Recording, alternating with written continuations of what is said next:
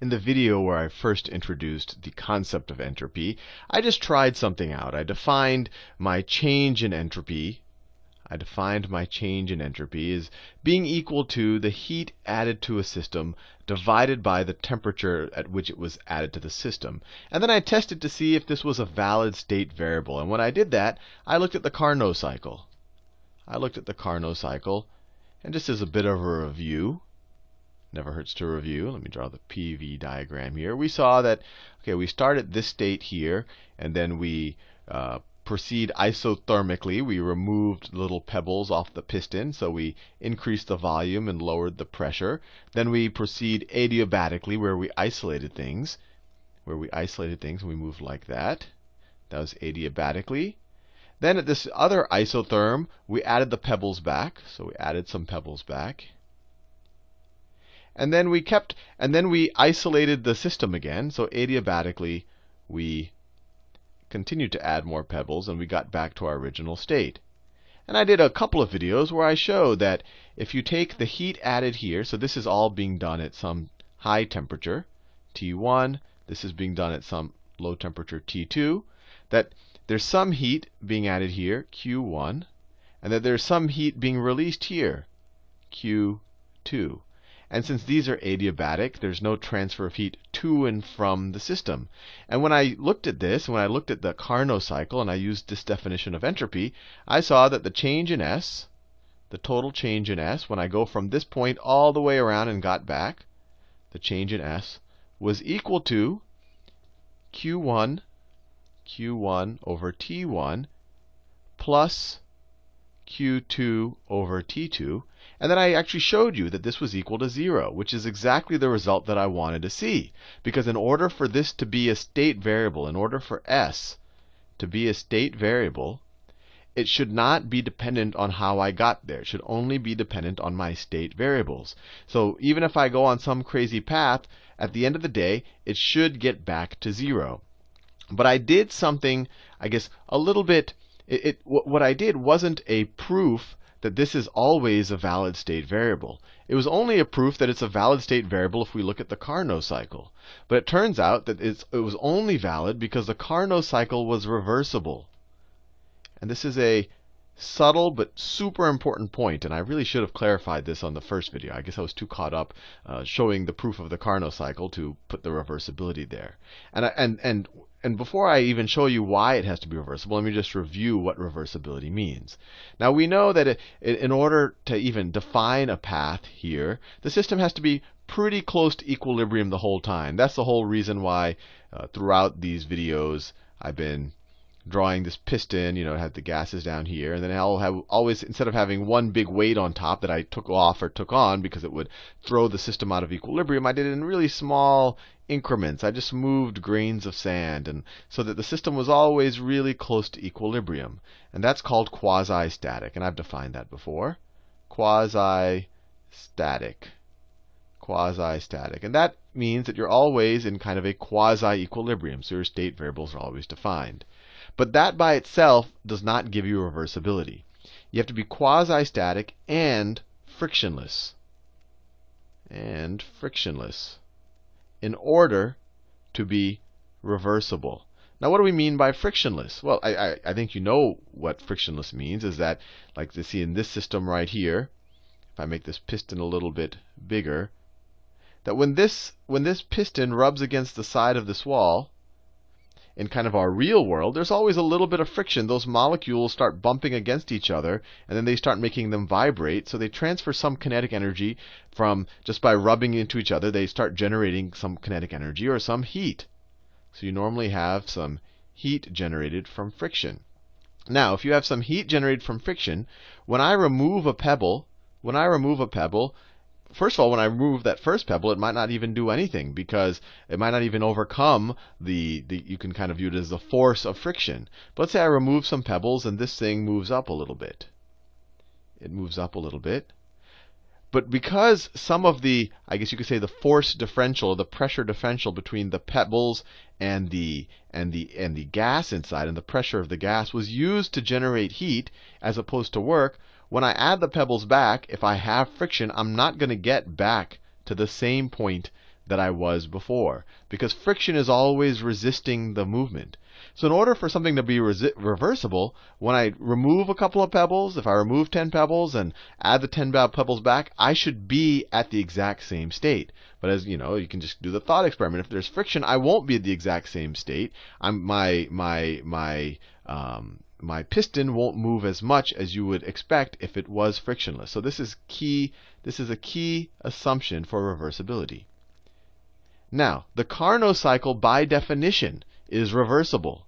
It's reversible, and that's why no one could actually really implement an engine that fully does the Carnot cycle. And we even showed that the Carnot cycle is the most efficient potential engine. That if anyone made a more efficient engine, you could have a perpetual motion machine or a perpetual energy machine. And the reason why the Carnot engine is the most efficient engine, and there's no secret here, is because it's frictionless.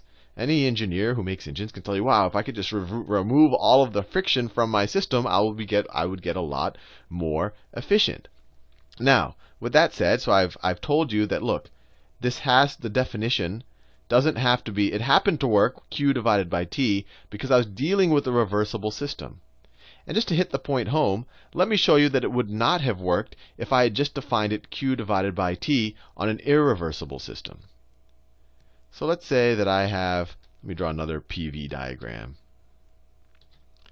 I have another PV diagram. And I'm going to do almost a very, I would say a very simple thought experiment. Now I'm going to have an irreversible system. And I start here at some point on my PV diagram. And this could be some type of cylinder, and it has a piston on top, and I have my rocks, like always. But this time, there's a little bit of friction. When this thing moves, a little bit of heat is generated. And when it moves in either direction, some heat is generated. So we can call that the heat from friction, when it moves either up or when it moves down. So let's do something. Let's stick this on a big reservoir, like we tend to do. So it's an isothermal system. So let's call this T1. And let's just start removing pebbles. Let's just start removing pebbles, and we'll move along an isotherm. We'll move along an isotherm, maybe to that point there. And then we're going to, and I want to make a very important point here. Because this has friction, I'm not going to get quite as far along the isotherm than if I didn't have friction. If this was a frictionless system, I would have gotten a little bit further along the isotherm. So the number of rocks isn't going to be the same as if it was frictionless. But let's just say I move from here to here on the PV diagram. And then we go and add a bunch of rocks back, and we want to go all the way back. And I'm not even saying whether we add the same number of rocks or different rocks. We're probably going to have to add a few more rocks to get back to this point. But the idea here is that we've gotten back to the same point on the state diagram. So our delta U total should be equal to 0, which is equal to the delta U of expansion. So the delta U of expansion is the delta U to go that way, delta U of expansion, plus the delta U of contraction, which is the delta U of going back like this. Those have to be equal to 0 by definition, right? Because internal energy is a state variable, and if we get to that same point, our delta U has to be equal to 0. So what's our delta U of expansion? What's our change in internal energy as we expand? Our delta U of expansion is equal to, well, it's equal to the heat added to the system, right?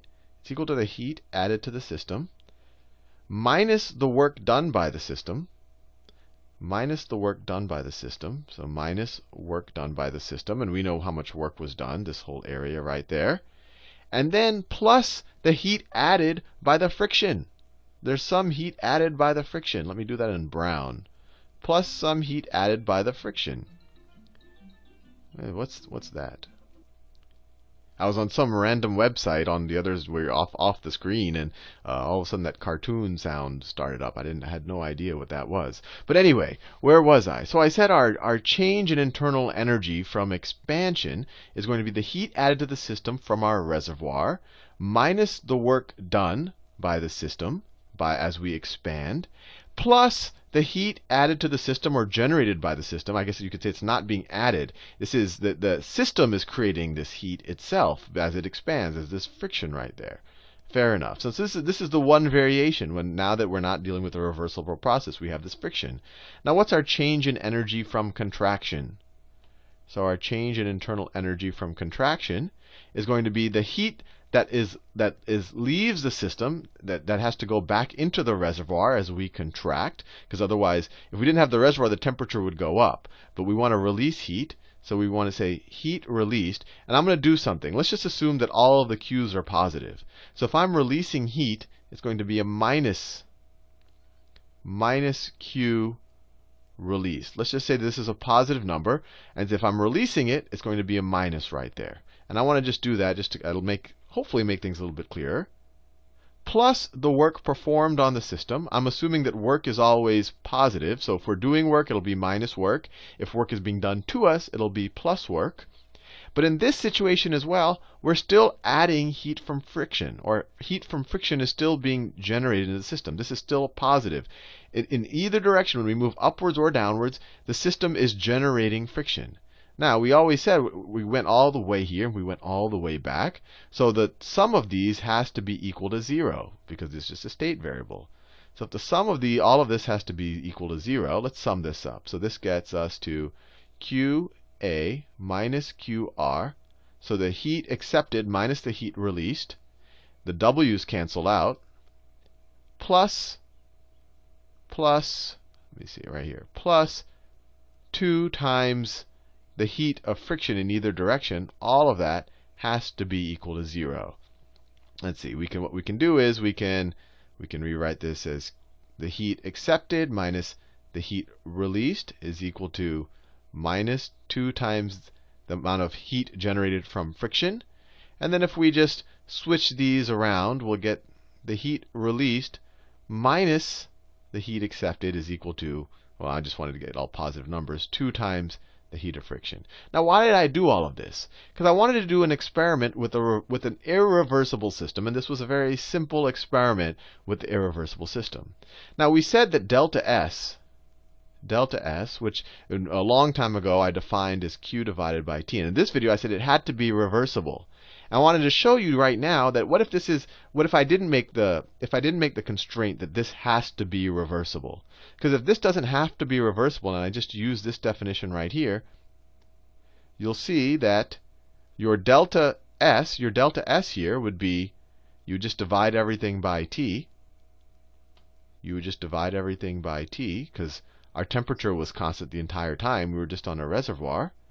You'll see that this is going to be your delta S. This is your total change in I guess you could say your net heat added to the system. So this is, let me say, this is the heat added to the system. Let me do it this way. Heat added to the system divided by the temperature at which it was added, divided by the temperature, yeah, exactly, divided by the temperature it was added, which is a positive number, even though we got to the exact same place on the state diagram.